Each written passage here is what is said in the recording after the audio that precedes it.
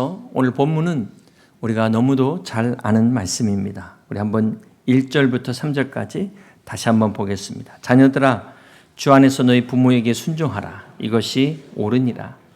내 아버지와 어머니를 공경하라. 이것은 약속 있는 첫 계명이니 이로써 내가 잘되고 땅에서 장수하리라. 우리가 너무나 잘 아는 이 말씀, 단지 윤리적이고 도덕적인 교훈으로만 볼 것이 아니라 바로 우리 삶의 축복을 약속하는 하나님의 말씀인 것을 믿으시길 바랍니다. 오늘 본문에 하나님께서 부모에 관한 두 가지의 명령을 말씀하고 있습니다. 첫 번째는 에베소서 6장 1절에 주 안에서 부모에게 순종하라는 것입니다. 여기서 주목해야 될 것은 주 안에서라는 조건이 붙었다는 겁니다. 예를 들면은 아무리 부모님이라고 해서 종교를 바꿔라, 우리가 그것은 순종할 수가 없는 것이죠. 그런데 두 번째 명령은 2절에 보니까 내 아버지와 어머니를 공경하라는 것입니다. 여기에는 어떤 조건도 없습니다. 이것은 무엇을 말할까요? 우리가 비록 부모님께 어쩔 수 없어서 순종하지 못했다 할지라도 공경은 반드시 해야 되는 것이다. 부모의 공경은 조건이 없다는 사실입니다. 그럼 다음 인물의 공통점 한번 생각해 보세요. 이삭, 요셉, 룻, 바로 효자, 효녀입니다.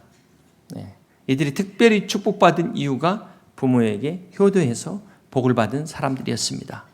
그렇다면 다음 인물의 공통점은 무엇일까요?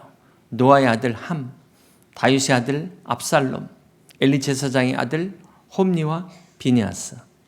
이 사람들의 공통점은 모두 다 불효자로 하나님의 심판을 받았다는 것입니다. 이 중에 대표적인 불효자 하면은 노아의 아들 함이 있습니다. 그는 술 먹고 취한 아버지를 조롱하다가 저주를 받았습니다. 그런데 여러분 한번 생각해 보세요. 아무리 함이 잘못했기로서니 어떻게 아버지 노아가 그 아들의 잠깐의 실수를 가지고 그렇게 심한 저주를 할 수가 있을까? 이 노아의 저주는 지금까지 이어져 오고 있습니다.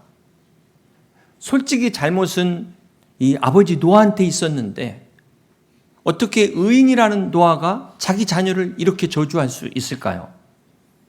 그런데 더 의아한 것은 성경을 아무리 봐도 이 노아가 잘못했다. 하나님께서 노아에게 야야 너 너무 저주 심하다. 내가 그렇게 하지 않겠다. 이런 말씀이 한 절도 없다는 겁니다. 게다가 이 사건이 일어난 직후에 노아가 함을 저주하면서 바로 셈과 야벳을 축복합니다. 우리 창세기 9장 25절을 계속해서 보시겠습니다. 이에 이르되 가나안은 저주를 받아 그의 형제의 종들의 종이 되기를 원하노라 하고 또 이르되 셈이 하나님 여호와를 찬송하리로다. 가나안은 셈의 종이 되고 하나님은 야벳을 창대하게 하사 셈의 장막에 거하게 하시고 가나안은 그의 종이 되게 하시기를 원하노라 하였더라. 구약시대의 축복은 대단히 중요한 구속사적 사건입니다. 그런데 노아가 이 축복을 하는 자리를 보면은 자기 아들 함을 저주하면서 축복을 하는 거예요. 지금 이 거룩한 순간에 금식을 해도 부족할 판에 지금 아들을 저주하면서 축복을 한다? 이게 너무 감정적이고 너무 즉흥적인 것 같지 않습니까? 그럼에도 불구하고 노아의 이 축복을 통해서 셈의 후손을 통하여 아브라함과 다윗과 예수 그리스도가 오는 길을 예배하게 되는 것입니다. 자, 이걸 보면은 아무리 생각해봐도 이 축복의 타이밍이 이해가 안 됩니다. 자, 그렇다면 우리가 이 본문을 좀 이해하기 위해서는 조금 더 자세히 살펴볼 필요가 있습니다. 창세기 5장 29절을 보면 이름을 노아라 하여 이르되 여호와께서 땅을 저주하심으로 수고롭게 일하는 우리를 이 아들이 안위하리라 하였더라. 이 노아의 이름이 히브리어 누아흐에서 왔는데요. 이 누아흐는 안식이라는 뜻입니다. 그러니까 노아의 이름은 안식이라는 뜻을 가지고 있어요. 창세기 2장 15절에 보면 여호와 하나님이 그 사람을 이끌어 에덴 동산에 두어, 여기 두어라는 게 히브리어 야나흐인데요. 이 누아흐에서 온 단어입니다. 안식하다, 정착하다, 쉰다, 그런 의미를 가지고 있습니다. 그러니까 하나님께서 아담을 에덴 동산에 두셨다라는 게 단지 그냥 물리적인 공간만을 이야기하는 것이 아니라 아담과 하와를 안식의 상태에 두셨다라는 이 정서적 의미까지 포함하는 말입니다. 한마디로 에덴 동산은 안식의 공간이다라는 것을 시사하고 있습니다. 창세기 2장 8절을 보시겠습니다. 여호와 하나님이 동방의 에덴에 동산을 창설하시고, 여기 창설이라는 게 나타라는 그 히브리어 단어인데요. 똑같은 단어가 창세기 9장 20절에 사용됩니다. 노아가 농사를 시작하여 포도나무를 심었더니에서 이 심다가 나타입니다. 이게 바로 정착시키다, 설립하다, 그런 같은 나타를 사용하고 있습니다. 무슨 말입니까? 하나님께서 에덴 동산을 만드신 것과 노아가 포도원을 만든 것이 동일한 나타를 사용하고 있다. 바로 같은 안식을 의미하고 있는 것입니다. 그러니까 창세기 9장 21절에 노아가 포도원을 만들고 그 포도원에서 나오는 포도주를 마시고 취한 것은 안식의 상태를 말하고 있어요. 안식의 상태. 여러분, 노아가 술 마시고 지금 대로변에 들어두은 게 아닙니다. 영어 성경에 보면은 he stand, 그의 장막 안에서 자기 집에서 벌거벗은 것입니다. 우리는 벌거벗었다고 하면은 부끄럽고 추태라고 생각하지만 에덴 동산에서 아담과 하와가 죄짓기 전 상태, 하나님과 온전한 관계를 뭐라고 비유했냐면 벌거벗은 상태로 비유하고 있다는 것입니다. 그러니까 인간이 죄를 지은 후에 벌거벗은 수치를 느끼게 됐지만 그 전에 에덴 동산에서의 벌거벗은 상태는 하나님의 안식을 의미합니다. 자, 그러므로 노아의 안식과 에덴 동산의 안식은 같은 의미를 갖고 있습니다. 결론적으로 이 함이 아버지 노아의 벌거벗었음을 비웃은 것은 단순히 불효적 차원으로 끝나는 게 아니라 노아가 하나님 안에서 안식하고 있는 것을 조롱하고 경멸한 행위라는 것입니다. 자, 그렇기 때문에 이 노아의 저주와 축복은 단순한 감정적 반응이 아닌 하나님의 안식과 구원을 예표하는 구속사적 사건이라는 것을 우리는 기억해야 됩니다. 그래서 노아가 이 셈의 후손을 통하여 그리스도가 오실 것을 예언한 대로 예수 그리스도께서 셈의 후손으로 이 땅에 메시아로 오신 것입니다. 사랑하는 성도 여러분, 오늘 본문이 주는 중요한 교훈은 이 노아의 축복과 저주가 부모 공경과 직결되어 있다는 것입니다. 노아의 아들 중에 이 셈과 야벤, 이들은 아버지의 실수, 허물을 덮은 걸로 축복을 받아요. 다른 이유가 없었습니다. 자, 여기서 볼 때 우리가 부모를 공경한다는 것은 단순한 어떤 효도의 문제, 윤리적 문제로 끝나지 않고 하나님의 축복과 저주의 갈림길에 선다는 것을 우리는 잊지 말아야 될 것입니다. 사랑하는 성도 여러분, 하나님께서 이 땅에 부모에게 주신 사명이 바로 자녀 양육의 사명을 주셨습니다. 언젠가 부모들 대상으로 설문조사를 한 적이 있었는데요. 자녀에 대한 만족도에 대한 설문조사를 시행한 적이 있습니다. 조사 그룹을 이 2개의 그룹으로 나눴는데, 먼저 첫 번째 그룹은 자녀가 명문대에 다니고 있는 그런 어머니들로 첫 번째 그룹을 만들었고요. 두 번째 그룹은 장애를 가지고, 그것도 중증 장애를 갖고 있는 엄마들을 대상으로 해서 설문조사를 했습니다. 자녀들에 대한 만족도를 조사를 했습니다. 어떤 결과가 나왔을까요? 놀랍게도 중증 자녀를 둔 엄마들의 자녀 만족도가 명문대 자녀를 둔 엄마들의 만족도보다 훨씬 높게 나왔다는 것입니다. 그 이유가 무엇 때문이었을까요? 명문대 자녀를 둔 엄마들은 아직 자녀에 대한 기대가 많아요. 만족하지 못하는 거예요. 지금 자녀의 모습으로 만족하지 못하는 기대가 훨씬 더 컸다는 것입니다. 이에 비해서 장애 자녀를 둔 엄마들은 그냥 자녀가 지금 내 옆에 있는 것으로만, 더 바랄 것 없는, 그래서 결과적으로 이들의 만족도가 훨씬 더 높았다는 것입니다. 사랑하는 성도 여러분, 만족과 행복은 절대적 기준이 아니에요. 오늘 자녀가 부모의 기대를 채워야만 만족하십니까? 자녀가 내 기대대로 자라줘야만 감사하십니까? 부모가 꼭 우리에게 뭘 해줘야만 여러분 만족하고 감사하십니까? 가족이라는 게 뭔가요? 특별히 부모와 자녀는 존재 자체로 만족하고 존재 자체로 감사할 수 있는 것이 부모이고 자녀라는 것입니다. 그런데 여기서부터 뭔가 기대를 하기 시작하면은, 강요하기 시작하면은 이때부터 불행이 시작되는 것입니다. 또 그런가 하면은 아예 자녀 때문에 자기 인생을 희생하려고 하지 않는, 그래서 자녀를 못 낳는 게 아니라 아예 안 낳는 딩크족도 있습니다. 그리고 집에서 아이를 키우는 것에 대해서 부모인 자기 인생을 희생하는 걸로, 포기하는 걸로 생각해요. 그저 애나 키우는 인생으로 생각한다는 것입니다. 그러나 오늘 성경은 이 자녀를 키우는 일을 하나님께서 우리 부모에게 주신 거룩한 사명이라는 것 기억하시기를 바랍니다. 사랑하는 성도 여러분, 하나님께서 아담과 하와에게 주신 첫 번째 명령이 무엇입니까? 창세기 1장 28절을 보시면 하나님이 그들에게 복을 주시며 하나님이 그들에게 이르시되 생육하고 번성하여 땅에 충만하라. 땅을 정복하라. 바다의 물고기와 하늘의 새와 땅에 움직이는 모든 생물을 다스리라 하시니라. 자, 하나님께서 우리 인간을 창조하고 주신 첫 번째 사명이 생육하고 번성하여 땅에 충만하라는 명령입니다. 그래서 창세기 4장 1절을 보시면 아담이 그의 아내 하와와 동침하며 하와가 임신하여 가인을 낳고 이르되 내가 여호와로 말미암아 득남하였다 하니라. 네. 여러분, 하나님께서 인간을 창조하실 때 남성과 여성으로 창조하셨어요. 그것은 무엇을 말합니까? 인간이 불완전한 존재로 창조되었다는 것입니다. 그래서 그 불완전한 인간에게 허락하신 것이 가정이에요. 가정. 하나님의 창조 질서 안에서 남자와 여자와 연합하여 새로운 생명을 창조하도록 하나님께서 최초의 가정을 만드신 겁니다. 하나님의 교회보다 먼저 창조하신 것이 바로 이 가정이라는 것입니다. 가정이야말로 가장 이 건강한 성의 정체성과 인생의 가치관을 형성하는 정말 중요한 그런 근간이 되는 우리 인간의 최후의 보루가 바로 가정이라는 것입니다. 이것을 어떻게 인권의 문제로 볼 수 있단 말입니까? 우리가 이것을 분별할 수 있는 지혜가 있으시기를 주님의 이름으로 축복합니다.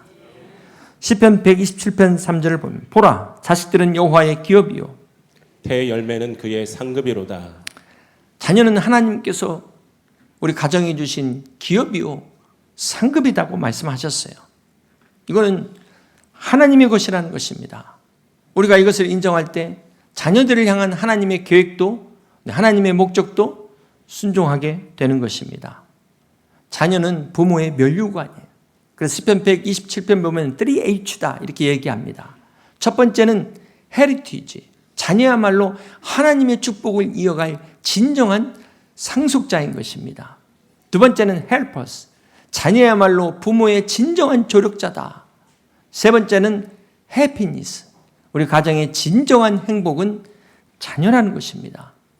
그러므로 하나님의 선물인 이 자녀로 인하여 여러분의 가정에 기쁨이 회복되고 부모로서 이 자녀들을 잘 양육할 수 있는 복된 부모 되시기를 주님의 이름으로 축복합니다. 그런데 안타깝게도 이 하나님이 주신 선물인 자녀를 애물단지로 여기는 부모들이 있다는 것입니다. 과거에는 그렇게 어려울 때 자녀들을 많이 낳아서 이렇게 우리들을 키워주셨는데 오늘날 이렇게 풍요로움 속에서 자녀를 아예 낳지 않아요. 못 낳는 게 아니라 안 낳는 겁니다. 자신들의 삶을 위해서. 이거는 하나님의 사명을 거부하는 죄악 중에 죄악입니다. 그리고 자신들의 진정한 상급과 하나님의 면류관을 포기하는 거예요. 시편 127편과 128편은 가정의 행복의 마그나 카르타라고 말합니다. 가정의 행복의 중요한 원리를 말씀하고 있어요. 이 시편 127편과 128편에서 하나님이 축복하시는 가정, 하나님이 세워주시는 가정, 하나님이 돌보시는 가정, 하나님이 번성케 하시는 가정의 핵심이 어디에 있습니까? 부모와 자녀의 관계에서 있다는 것입니다. 하나님의 축복의 상속자로 자녀를 허락하셨다는 사실을 기억하시기를 바랍니다. 그러므로 오늘 우리는 우리의 자녀를 하나님의 축복의 계승자로 세우고 양육하고 그렇게 우리가 가르쳐야 되는 것입니다. 이것이 부모의 책임입니다. 요즘은 우리가 여유가 있다 보니까 휴일이 되면 웬만한 가족들이 다 가족과 함께 시간을 갖습니다. 어떤 분들은 뭐 캠핑도 가고 해외여행도 가시고 뭐 산으로 바다로 기꺼이 시간과 비용을 지불합니다. 어쩌면 지금 이 주일인데도 이 시간에 가족과 함께 뭐 여행 중이신 분들도 있으리라고 생각합니다. 좋아요. 다 좋습니다. 잘 예배 드리시길 바랍니다. 문제는 정작 자녀들의 신앙을 위해서 얼만큼 노력을 했는가 한번 생각해 보시라는 거예요. 자녀들에게 가장 중요한 것이 무엇인가를 여러분 가르쳐 주셨습니까? 여러분 혹시 이 동물 아실 텐데 나와라. 미어캣이죠. 아프리카 칼라하리 사막에 사는 미어캣입니다. 주로 곤충을 먹는데 그 맹독을 가진 전갈을 능숙하게 사냥합니다. 아주 특별한 동물이죠. 어떻게 그 독을 가진 전갈을 사냥할 수 있을까? 바로 어미가 새끼에게 새끼 때부터 체계적인 교육을 가르쳐요. 생존 기술을 가르칩니다. 3단계로 교육을 시키는데요. 첫 번째 새끼 때는 어미가 잡아가지고 죽여서 독을 제거해갖고 죽은 전갈을 줍니다. 그 다음에 어느 정도 크면은 어미가 이제 잡아서 독을 제거한 다음에 독을 제거한 상태에서 살은 전갈을 줘요. 그 다음에 이제 컸다 생각하면 스스로 전갈을 잡아서 독을 제거해서 먹도록 가르치는 겁니다. 하물며 동물도 이렇게 어려서부터 교육을 시키는데 살아갈 수 있는 능력을 키워주는데 오늘 우리는 부모로서 어떤 부모일까 한번 생각해 보시기를 바랍니다. 우리 한국 부모들의 자녀 교육에 대한 열정은 세계적입니다. 가히 유대인들하고 비교해도 뒤떨어지지 않습니다. 그런데 결정적 차이가 있어요. 유대인들은 탈무드에서 가르치죠. 고기를 잡아주기보다 고기 잡는 법을 가르칩니다. 그런데 우리 한국 부모들은 그냥 직접 고기를 다 잡아줘요. 자녀들 것만 잡아주는 게 아니라 손주들 것까지 미리 다 잡아놔가지고 부동산 등기 딱 올려놓고 통장 다 만들어놔요. 그 결과는 어떻게 됐을까요? 정반대 아닙니까? 정반대. 오늘 우리 교육의 진정한 목표는 이 미어캣 좀 보세요. 자녀가 부모 없어도 스스로 살아갈 수 있는 능력을 키워주잖아요. 오늘 우리 부모들은 다 이런 부모 될 수 있기를 주님의 이름으로 축복합니다. 사랑하는 성도 여러분, 창세기 12장에 보면 아브라함의 아내 사라가 얼마나 아름다웠는지를 알 수 있습니다. 아브라함이 가나안 땅에 가뭄이 들어서 이집트로 내려가게 됐을 때 아내의 아름다움 때문에 자기의 목숨을 잃을까 봐 걱정합니다. 우리는 이런 걱정 안 하는 게 얼마나 감사한지 모르겠어요. 아브라함의 아내가 얼마나 아름다우면 이런 걱정을 해서 누이라고 하는데 창세기 20장에 보면 이 똑같은 사건이 2번이나 일어납니다. 2번이나. 팔레스타인 남부 지역의 그랄랑 아비멜렉에게도 이런 똑같은 거짓말을 하게 돼요. 자, 그런데 문제는 아들 이삭도 아버지 아브라함처럼 똑같이 거짓말을 한다는 겁니다. 우리 한번 창세기 26장 6절 보시겠습니다. 이삭이 그랄에 거주하였더니 그곳 사람들이 그의 아내에 대하여 물으매 그가 말하기를 그는 내 누이라 하였으니 리브가는 보기에 아름다우니라. 그곳 백성이 리브가로 말미암아 자기를 죽일까 하여 그는 내 아내라 하기를 두려워하더라. 아들 이삭도 부전자전이라고 아버지처럼 똑같은 거짓말을 합니다. 그런데 아무리 부모를 닮는다고 해도 어떻게 이런 것까지 닮을 수가 있을까요? 아브라함이 아내 사라를 누이라고 한 것은 이삭이 태어나기 25년 전 일입니다. 이게 유전적일까요? 어떻게 이런 거짓말을 똑같이 할 수 있을까? 생각을 해보니까 이해가 되더라고요. 이거는 엄마한테 들은 이야기다. 여러분 한번 사라 입장에 생각해 보세요. 아브라함 아내 사라 입장에 생각해 보세요. 남편 하나 믿고 고향 떠나가지고 아무도 없는 가나안 땅에 왔는데 지금 이 남편이라는 아브라함이 자기 살겠다고 자기 누이라고 해가지고 자기가 아비멜렉 왕 앞에 끌려왔잖아요. 이 남편에 대한 배신감 우리 아내 여러분 충분히 이해가지 않습니까? 그것도 한 번도 아니고 2번이에요. 얼마나 상처가 됐겠습니까? 이걸 어디다 갖다 풀었을까요? 누구 상담받을 데도 없고 아들 이삭한테 반드시 얘기했다. 전 여기다 한 표를 붙입니다. 네 아버지가 어떤 사람인 줄 알아? 네 아버지? 응? 저만 살겠다고 나한테 누이라고 한 사람이야. 응? 이게 바로 우리는 밥상교육이라고 합니다. 밥상교육. 그러다 보니까 이 이삭의 결정적 순간에 누가 가르쳐주지도 않았는데 딱 그게 나오는 거예요. 위기의 순간에 그냥 즉각적으로 나오는 거예요. 여기서 우리가 아내 여러분, 남편이 없는 자리에서 비록 아이들 앞에서 남편 흉보는 것은 누워서 침 뱉는 것이다. 적어도 자녀들 앞에서 이 아버지의 위상을 세워주지는 못할 망정 허물은 늦추지 맙시다. 우리 아내 여러분들. 남편들도 마찬가지입니다. 애들 앞에서 네 엄마 봐라, 네 엄마 봐. 응? 엄마의 자존심을 세울 수 있는 우리 남편들 되시기를 주님의 이름으로 축복합니다. 자녀는 부모의 앞모습보다 뒷모습을 보고 배우는 게 훨씬 더 큽니다. 그러므로 가정에서 남편과 아내가 서로 세워주는 복된 가정, 부모를 세우고 자녀를 세워주는 귀한 가정 되시기를 주님의 이름으로 축복합니다. 이제 말씀을 정리합니다. 사랑하는 성도 여러분, 자녀 양육은 우리 일상의 삶이 아닌 하나님이 주신 거룩한 사명이에요. 그렇기 때문에 비록 사춘기 자녀, 말 안 듣는 정말 윈수 같은 자녀다 할지라도 오늘 내가 이 사명을 가지고 집에 돌아가서 손을 얹고 기도로 축복해 주시기를 바랍니다. 자녀는 내 것이 아니라 하나님의 것입니다. 부모의 것이 아니라 하나님의 것이기 때문에 우리는 하나님의 뜻대로 양육해야 될 책임이 있습니다. 그런데 보세요. 세상에 수많은 라이센스들이 있어요. 지금 이 가운데 막 자격증 한 10개 갖고 계신 분도 계실 텐데 혹시 부모 자격증 갖고 계십니까?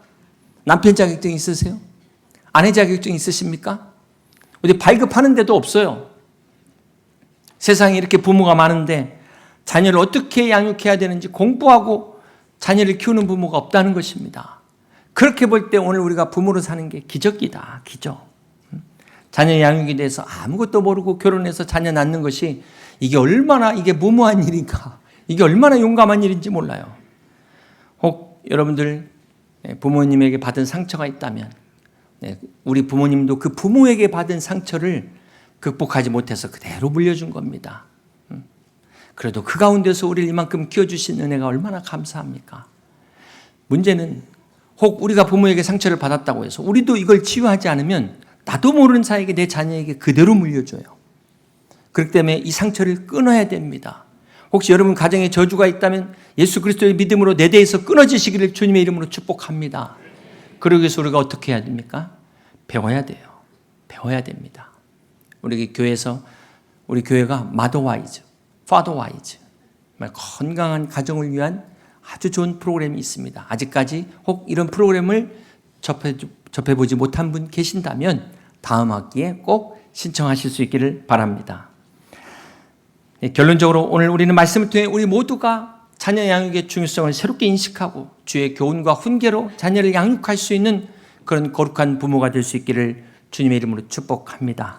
잠언 22장 6절에 마땅히 행할 길을 아이에게 가르치라. 그리하면 늙어도 그것을 떠나지 아니하리라. 이 약속의 말씀 안에서 하나님 주신 여러분의 거룩한 가정을 정말 잘 감당할 수 있는 복된 가정 되시기를, 복된 부모 되시기를 주님의 이름으로 축복합니다. 우리 여의도 침례교회 성도들은 복된 남편 되시고 복된 아내 되시고 복된 자녀 다 되셔서 여러분을 향한 여러분의 가정에 하나님의 축복과 기도가 풍성한 열매로 맺어지시기를 주님의 이름으로 간절히 축원합니다.